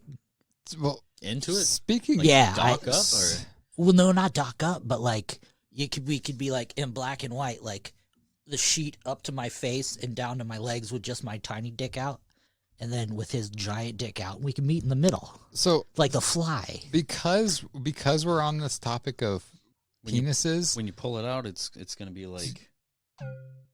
What? Did you guys hear about the guy that was born without eyelids and what they did for him? I feel like Did they use his foreskin for eyelids? Yes, That's they I would did. not doubt it. Because that was the softest skin that they could use. And I mean, because they tried all these things, and it's like, you have to have your eyes, because your eyes would dry out because you Absolutely. can't blink. Yeah. So they did his foreskin, and it worked, but he was a little cockeyed. saw that one coming. Saw that one. Oh, man. That was good. I actually just heard that today, and I'm like, hey, I might as well say it. It's like you could have just used the calf meat. Did you know that one, Justin? Yeah. Okay. Yeah. Thank you for letting me say it. And get that reaction from Lonnie. I'll let you have that one. That was great. I enjoyed it. So Well, what else? What else? That pretty much wraps up my texting etiquette as far as my qualms. So pretty much, don't flood the message. If you have something to say, direct it. If you're actually laughing, fucking laugh. Send him a voice message that says, ha ha ha. Yeah. It's like, we're two grown ass men. We don't need to send each other emoji. We do. We do send each other a lot of gifts. Yeah, we do. Do you say gifs or gifts? It's gifts. But It's gifts. Lonnie, every one of Lonnie's has to do with like sex or something No, like they that. When don't. When he sends them, it's like I said Like he maybe sent, like one. maybe 4 or 5 of them like recently that had nothing to do with sex. It was just like they're sexual. No, they're not. I sent one sexual one, I think, in the last month. oh, yeah. Bullshit. Like, what was the recent one? Fucking pulling It up. was moisturizing, the lotion with the moisturizer. Okay, yeah. I That's can not look sexual. at my previous gifts I've sent. Hold on. Let me get to the gifts. Can we also look at your recent Okay, let's web look. searches? Kid, happy laughing fat guy. That's the money shot. Cat meow, guy drinking water, guy throwing up, confused guy, little girl saying really, guy pointing up. One perverted one. Let me see. Look, Yeah. happy, confusing. We'll delve money more into shot. this later because money shot. Yeah, money shot. Yeah, I'm not saying there's anything wrong with it. I find it funny. So, anyways, all right, Lonnie, what's your topic? Oh, man, it sucks you made me go last because mine's kind of a downer. Let's bring it down. So mine's kind of a call and response. If you guys have any questions, feel free to ask. What? So, We're not live. well, no, because a lot of this is just going to be directed at you. I'm going to be talking to you as well as talking to people Just him? Okay. out in the world. No, yous. Oh, okay. Yous guys. I felt not included. Oh, yous guys. And it hurt my feelings, and I felt like I need some breast implants, so They're I know. covered. I know a guy that'll pay for him. nice. Well, remember that MTV show where, like, the dude got, I think he, like, lost a bet, so he had to get, like, breast implants, and he was like, I'm actually going to keep it. It's only supposed to be, like, a year, but I'm going to keep it. But he actually ended up, after, like, a few years, got rid Is of that true life? I'm a weirdo. it. Was, like, something like, I don't know. True life. I It got was where tits. the chick was, like, eating toilet paper, and, you know, he got breast implants, and somebody used to eat matchsticks, and he's like, "You're not." That Sounds like something that would be on MTV music television. MTV2. All right, so what's this? So, something that a lot of people don't realize is we actually haven't known each other for very long. I realize that. Not like 2 years for me and you. Yeah, 2 years. And then we just met each other this year. Yeah, so Justin and I met in like 2007, was it, or 2008? I want to say it was 2007. No, it had been 8. 2007 when I got back to America. So 12 years for us, 2 years for you and me, Lonnie. Yeah. And not even a year for you. yeah, guys. not even a year for us. If it was 2007, it would have to be in the end of the year because I got back in September. I think it was 2008. Yeah. Possibly. And this podcast was around before I was on it. You guys had a video version of this podcast. That would have been before Justin knew you. Yeah. And then I came on and it actually got good, so. Wait, yourself got good? Podcast got so much better. So. We would be nothing without him. I know. I'm not. I'm definitely the Jewiest one on the podcast. No, but so to say there's things about me that you guys don't really know, and obviously the listeners, a lot of things they don't know. So I'm going to talk about a thing about myself that you guys don't know and they don't know. So a thing about me, and we kind of touched on it with the mental health, and we kind of touched on it with the phone stuff. I was just diagnosed with severe OCD. And rock on. Right. And you guys were the second people I told. I told my mom, obviously, because that's what you do. And then I instantly told you guys, even before I really could comprehend that. And the people who knew me for an extended amount of time were like, well, duh. We've known you and we've watched you all your life. And everyone else, and they had hand in fucking you up like that. Right. and not throwing you under the bus, but you said it sounds a lot like I have, because I didn't know what it was at first, Jeremy. And I sent you that thing that was like perfection and whatnot. And then I actually started going to therapy for it. And I realized what OCD was. And I realized I've had it all of my life. And I had to start coping with it. And I realized how hard it actually is and how much it has really been affecting me. Coping as far as like the certain habits or the idea that you have it? Both. Like, because before, and It's like you got to touch all four corners before you enter a doorway or something. And that's one of the things that a lot of people don't understand about OCD. OCD stands for obsessive compulsive disorder. There's two different aspects of it. There's the obsessions and there's the compulsions. Obsessive is thoughts, feelings, and obsessive thoughts that creep into your brain that you cannot control. They just come out of nowhere that cause anxieties. There's like, for example, you see something and instantly a thought pops in your head that I don't want to be here anymore.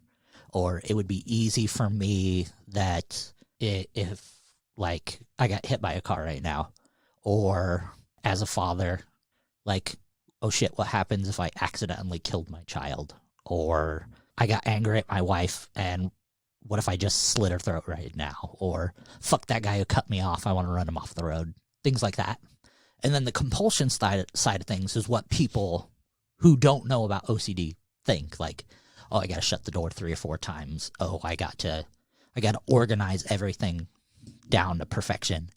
For me, when I'm uncomfortable, I blink 4 times in a row. And if it didn't work, I blink 4 more times in a row. And I do that until it's comfortable. I walk to the mailbox a certain way every time. Now I can't do it because there's snow in the yard. So I have to do it multiple times until it feels right. I walk to the mailbox at least 1,000 times a day. Right? And it's just little shit like that. Things that growing up I was weird. And, just little things I'm figuring out from my life. And like, what happens if the 7-year-old Lonnie figured this out opposed to the 36-year-old Lonnie?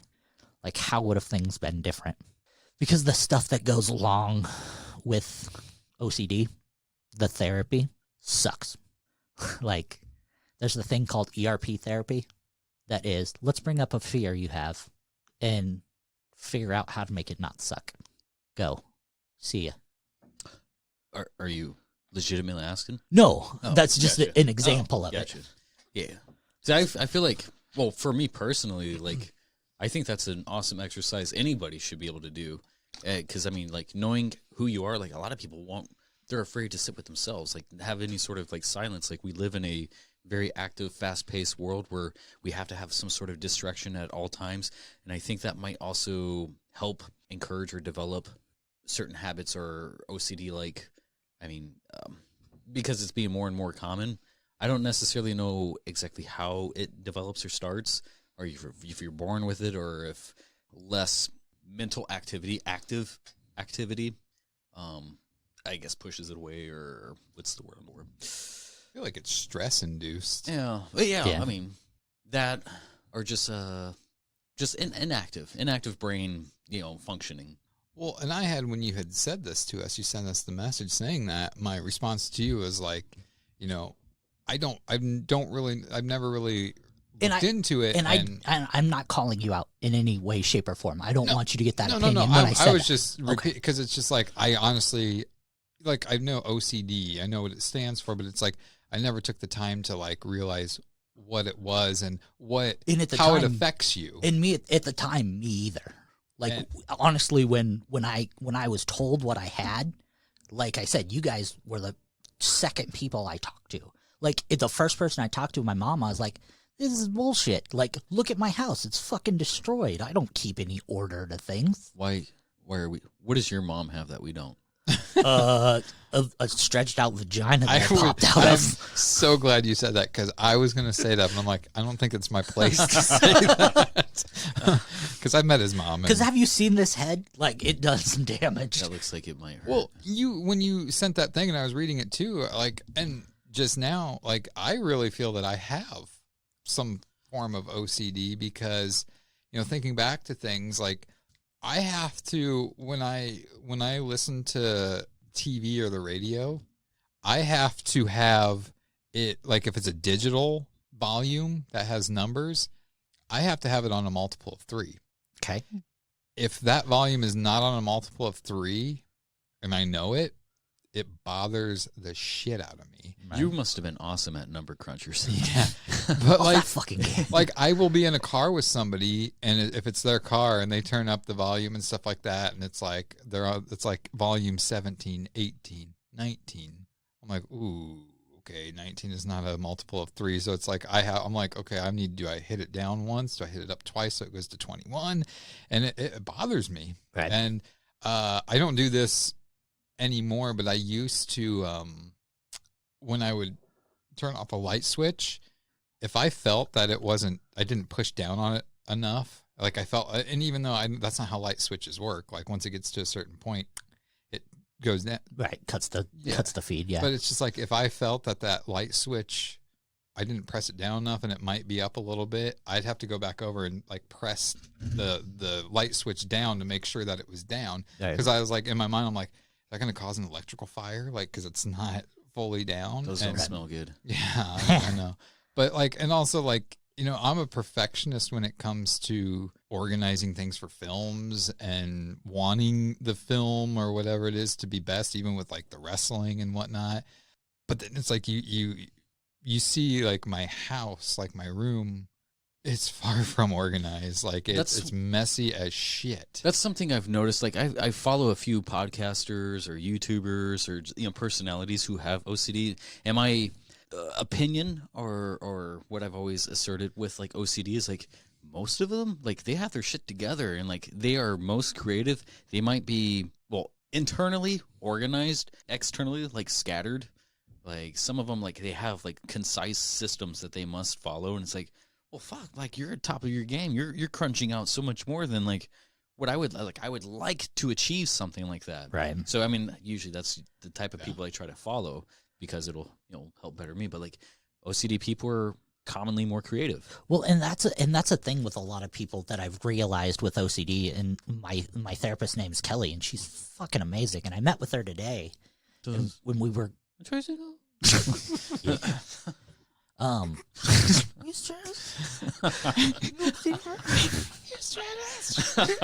No, but when I met with her today and we were going over stuff and we kind of brought up past trauma, and I brought up to her, I'm like, you know, fuck, and she's the one who always tells me, she's like, fucking be bummed. Like, you're allowed to be bummed. I'm like, no, but it's not fair to everybody else. She's like, fuck that shit. She's like, be bummed. She's like, no one gives a shit that 7-year-old you know, had to suffer. Like, you're allowed to be bummed. Just because someone else had it harder doesn't mean that you're not allowed to be bummed. You can't feel other people's experiences. You can empathize as much as you can. Right. But and she said that so much. She's like, you need to learn the difference between sympathy and empathy. Right. I'm like, I don't fucking know what those words mean. No, I mean, I identify with, you know, her lesson or advice there. It's like, for the longest, I mean, I was around people and even kind of got onto it, like, you know, all this like positive porn type of thing. Like, that's just one way of putting it. Like, hey, you know, where it's like Pornhub has some great shit. Be the best you. Have, you know, like all these little memes with like the most positive things. It's just try to encourage you and uplift you. It's like, well, we're people, you know, we have happiness, we have sadness, we have grievance, we have anger, we have, like, if we're trying to mask things and not actually feel things, we are robbing ourselves of the human experience, because those are part of who we are. Anger, sadness, like, people make the best music, you know, like when they're filled in like some sort of rage or depression or something like that. And like, those are like, we all understand that. It's part of us. It's a human condition. So we should feel those. Right. Yeah. I was gonna say, like, this is really making me kind of like think of things like in my past, and some things I still do, or it's like, man, I might really have OCD. But I know there was a time where if I would, there's certain things that I do it the same way all the time, and in my head, what? Missionary. Yes. in my head, it's like if I did it a little bit differently, in my head, I'm thinking like, something's going to happen. If I don't do it this way, like a family member of mine is going to die or something like that. So it's like, I got to do it this way. Like Lucky Socks type of thing? Yeah, something like that. Or like taking this path to work every single day. And it's like the next day, it's like I might go, and it's like, no, I got to go that way. If I take that way, then something might happen to somebody in my family. Right. You don't want to go like into the unknown. Yeah. But yeah, so it's like, I think I might have. Like, and so with OCD, like, I mean, obviously it's not something that's going to effectively harm your health to where you would die. I mean, you could possibly harm yourself type of thing, Right. but it's not going to, I mean, I guess stress could, and shit, maybe that's where a lot of my stress comes from too, but I don't know. I think I'm going to have to look a little bit more into OCD. Yeah, and that's been since she has diagnosed me, and I've spent 2.5 hours a day researching, and that's been the only like life factor that's changed. It's like I keep having to remind myself like nothing's fucking different. Like you're still the same person, you still have the same ups, you still have the same downs. Nothing has changed, but in my eyes, fucking everything has changed. Like how I'm trying to wrap my head around like, pretty much upon telling you, I mean, like it's overwhelming for you. Absolutely, yeah. So as for, I have very few of the compulsions. Right. I have some, but I fall more with the obsessions side, and so many of the. Do you just notice them more so now too, or? Yeah, but I know what they are now, and that was the thing. Like before, and like growing up all my life, I was just weird. And I was always like under the obsession, like, oh, I'm just a weird dude. I can't see that. Well, you need glasses then. But like, no, I was the kid who, when I went to the new school in the country, like, oh, I'm going to wear a cowboy hat because this is in the country. Like, I can't possibly not make friends in this school because I'm wearing a cowboy hat. Take that sombrero off, man. Nah, Paco told me to do it. But, no, so I got my ass beat the first day because I was wearing a cowboy hat. And just little things like that. So all my life, it was one of those, oh, no, you're fine. You're just weird. And when I would have difficulty learning, it was like, oh, no, you're just not paying enough attention. Or when I would, have absolute meltdowns where, like, I'd get a thought in my head and it would destroy me. Like, oh, you're just emotional. Or I would be put in a room with someone and I would be absolutely terrified of them. Oh, no, you're just shy. No, I'm fucking wrong. I think for you, it should be, well, I don't want to say should be. I think it could be relatively easy to cope with because you're an artist. So you have music, you have writing, you have a lot of things that you can pour it out into. But here's the biggest problem with me. And it's the first thing I wanted her to help me work on. And this is something that you guys both know about me, is my biggest obsession. I have to be positively, how's the best way to put it? I need positive reinforcement. So like if I do something, I'd be like, what'd you guys think? Was it good? And if you don't give me the answer I want, I suck. Let's just not talk to him. Don't tell him See, anything. now I knowing this, I feel bad because of what I said about your edit that you sent us, and it's just like that's why it's like I wanted to talk in person. I feel like it's not just even on that. Like, I walked to the store today. Are you proud of me? Like, why the fuck would I be proud of you? Because I walked to the store. I never get off the couch. It's just little shit like that. Like, hun, look, I put a fork in the sink. Congratulations, you did so well. Yeah, Like but little you didn't shit turn that off doesn't. the garbage disposal, so it's right. fucked now. But Lonnie, positive reinforcement. Lonnie, you're making great eye contact when you talk with me. Good job, bud. But you see how fucking ridiculous that is? Yeah, I know, but and it's really not a joking manner type of thing. But everything's a joking manner if you're willing enough. But how frustrating can that be? I know, Like if I'm sending you a message every 5 minutes going, hey, I just watched this movie. Like, why are you going to go out of your way to say, hey, good job, buddy? So right now you're kind of within you're trying to find your own coping mechanisms. That way you can trigger them when you feel like you're getting ahead of yourself. And I haven't even got to that phase yet. Like right now I'm still in the phase of, holy shit, why wasn't this caught earlier? I'm still in the self-pity mode of the whole thing. And Kelly is trying to work me through the finding myself. Because when we had our very first meeting, to be honest, I lied to her so much about how bad things were. You're not supposed to do that. Doesn't help you. I know. I lied to her so much on the scale of things. And she's like, we'll go through, 5 weeks. As far as like over revealing or under revealing? Under revealing. And she's like, we'll go through 5 weeks of therapy. We'll do all these assessments and then we'll go through mental. Because I have never went to an actual therapist? Professional therapist. All my mental health has always been done by my primary doctor. And they're always just like, oh, okay, cool. This sounds like this. Here's an SSRI to help you get through it. You got bootstraps, right? You can pull yourself up. Yeah, like, here, take this drug. It will help you. And I was on a medication that when we started talking, she's like, that one's okay for depression. And when we first talked, I was like, yeah, it helps. So when we first met, I was so underselling everything. She's like, do you have bad thoughts? I'm like, occasionally, yeah. Do you have panic attacks? Yeah, every once in a while. They're pretty bad. How long are they? They can be 30 minutes to an hour. She's like, okay. And I got done, and I was just sitting there. I'm like, I absolutely lied to this woman. Like, almost every question, I lied to her about the intensity of things. So I called her on the phone, and I'm like, can I email you? And she's like, yeah, why do you need emailing me? Because I'm like, I can't physically verbalize all the things I lied to you about. I'm so uncomfortable about it. She's like, yeah, here's my email. She's like, this motherfucker. Yeah, basically. So I sent her, and it sucked because it was through OneChart, which is like the international doctors, how they can talk to everybody. The message system's only 200 words. Or not 200, 2,000 words. So I sent her a message, not 2,000 words, 2,000 characters. So I sent her a message going, I'm so sorry. I know I have to trust you to get the proper care, and you have to trust me to give you the right information.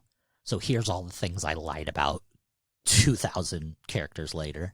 And she brought that up today. She never responded back to me. I was like, oh, fuck. I fucked this up. And, like, she started our therapy with, so I got your message. And I'm like, fuck, I'm in trouble. Like, thinking I'm going to the principal's office in trouble. She's such a sweet lady. She's, if I could guess, I think she's mid-20s at most. Nice.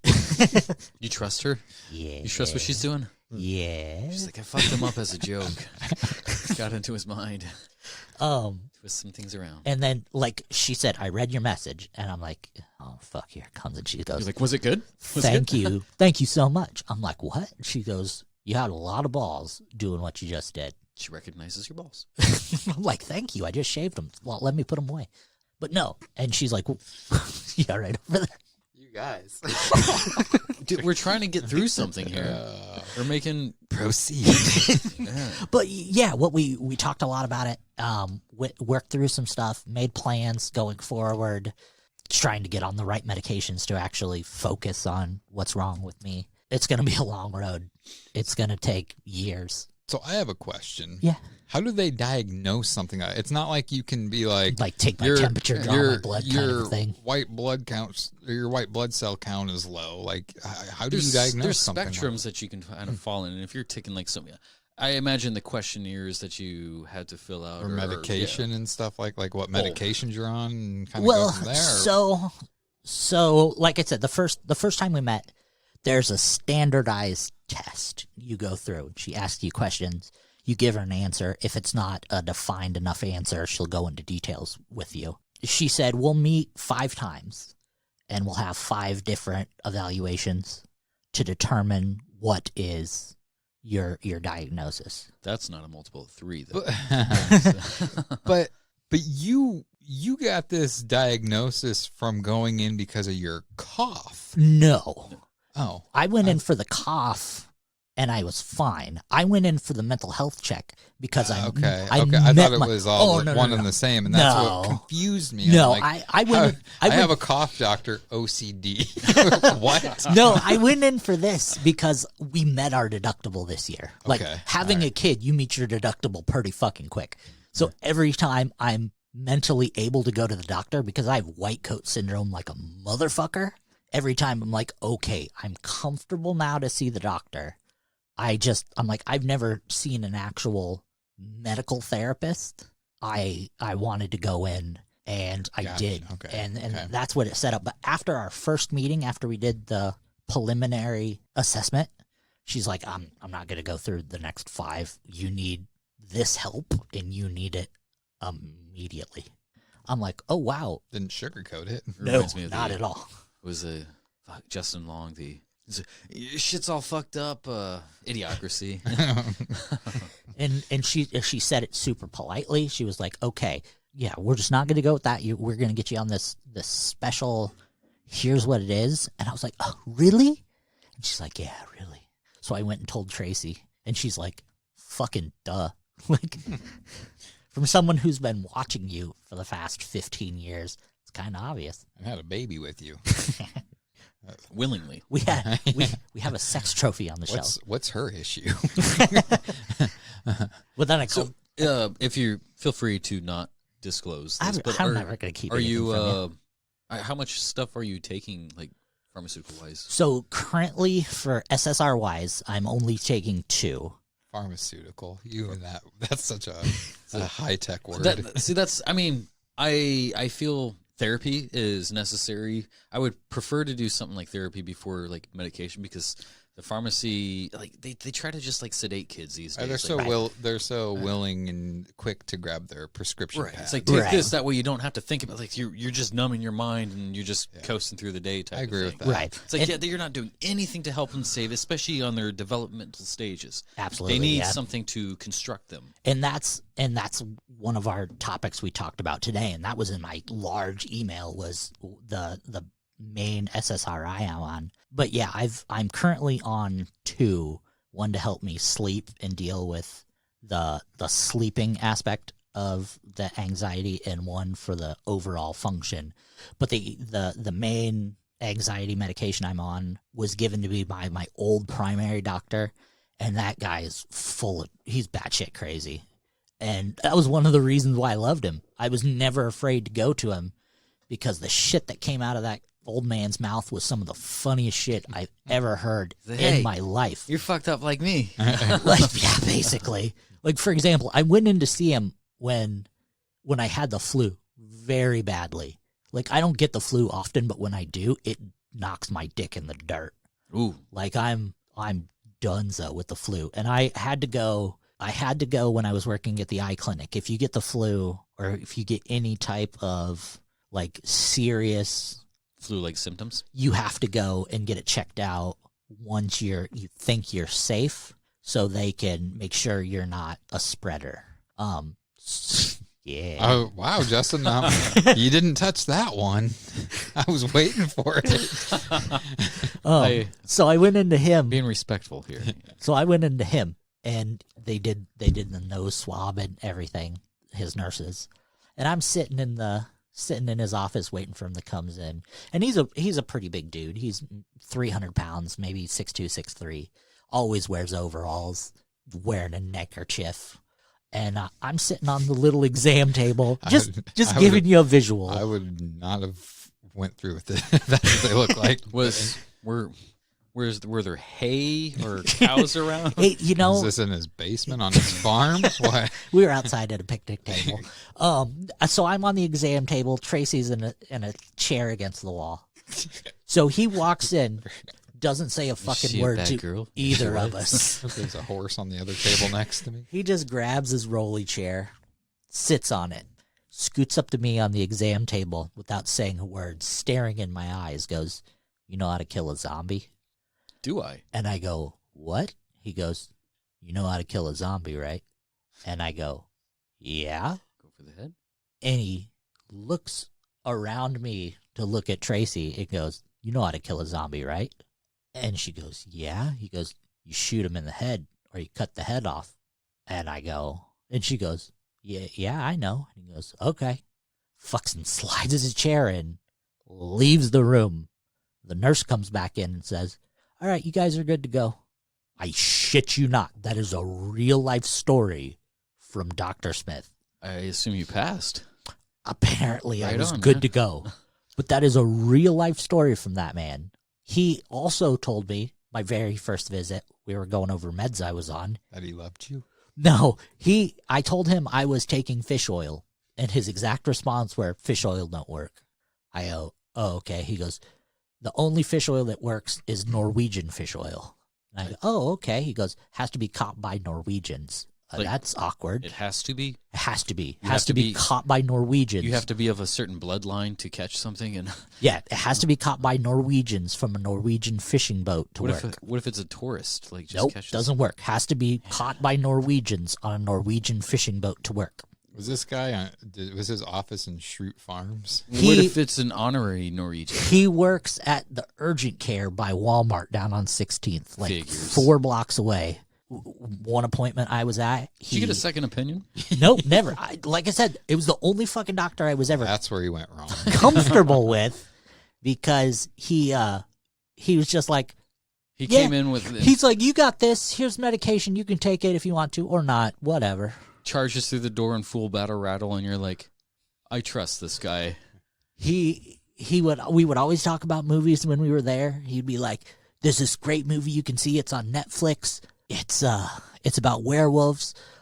I'm not gonna spoil it for you, but it was the mom the whole time." Like, that's fucking exactly what you just did. That's what a spoiler is, Dr. Smith. You're good to go. But anyway, Well, all I can say, Lonnie, is we're here for you. well, I appreciate it. So I don't know how to not. I don't know how I'm gonna do. Like, Take a breath, man. some days it's gonna suck. Some days it's gonna be awesome. At the end of the day, If you ever I'm need to just talk, me. Well, and that's the reason why I wanted to do Jeremy's this. good. You want to talk? Go fuck yourself. No, and that's the reason why I wanted to do this. I don't know who our fan base is. I know we got some people. I know we joke that Stacy's the only person who listens, but I know there's other people out there. I got a guy in Africa who listens. Thank you. Thank you for listening. Shout out. But that wasn't me.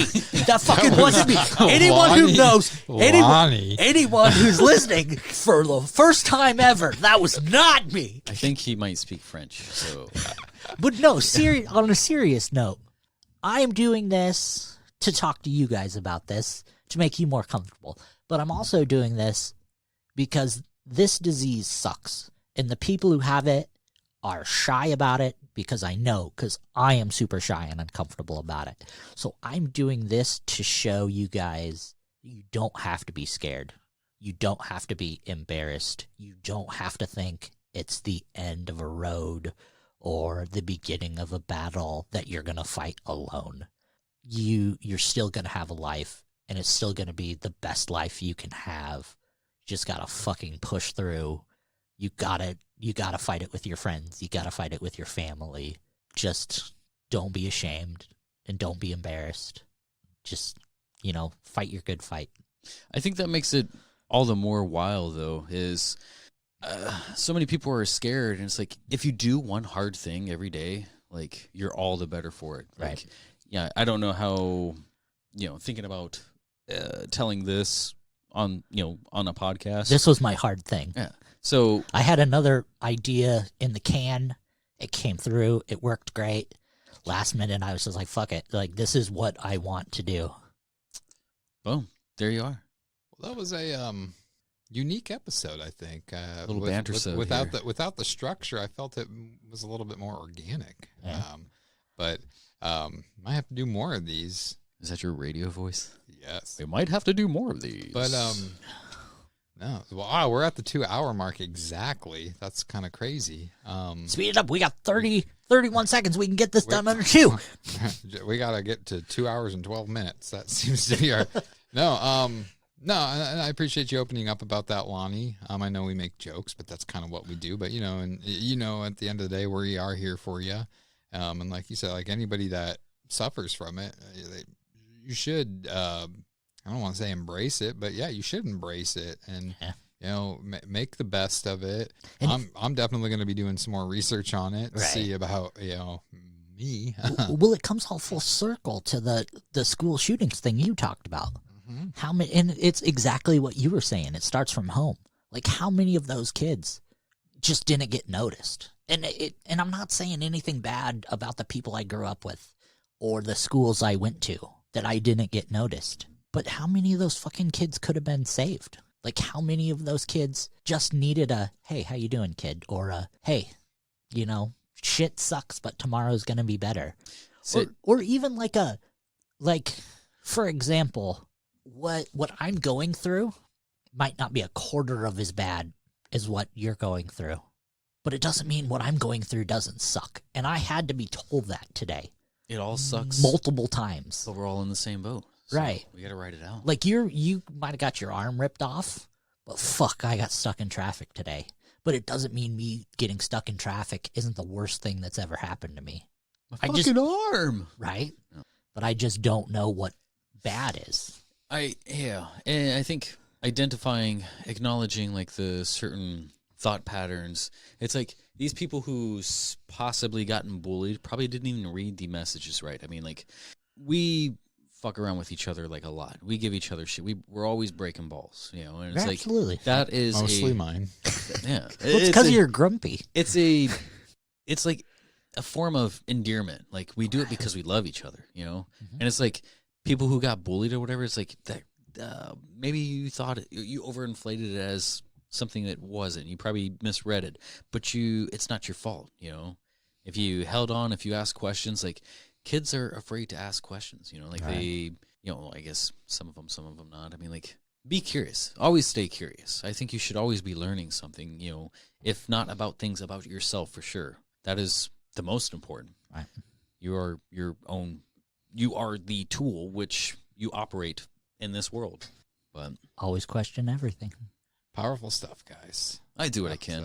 I'll take the credit for all. Well, you got the helm next yeah, episode. I was gonna say that does it for this episode. I'm gonna have the next one. COVID threw some wrenches into the plans that I had. We'll do it eventually, but yeah. This is the last episode before Christmas, so we want to wish our listeners out there a very safe, a very happy and Merry Christmas with you and your family or whoever you're going to celebrate it with. Merry Christmas to you, Lonnie. Merry Christmas to you, Justin, and your guys' family. I hope you guys have a Merry Christmas. I was trying to think of something better than Merry, but no, thank you guys for listening.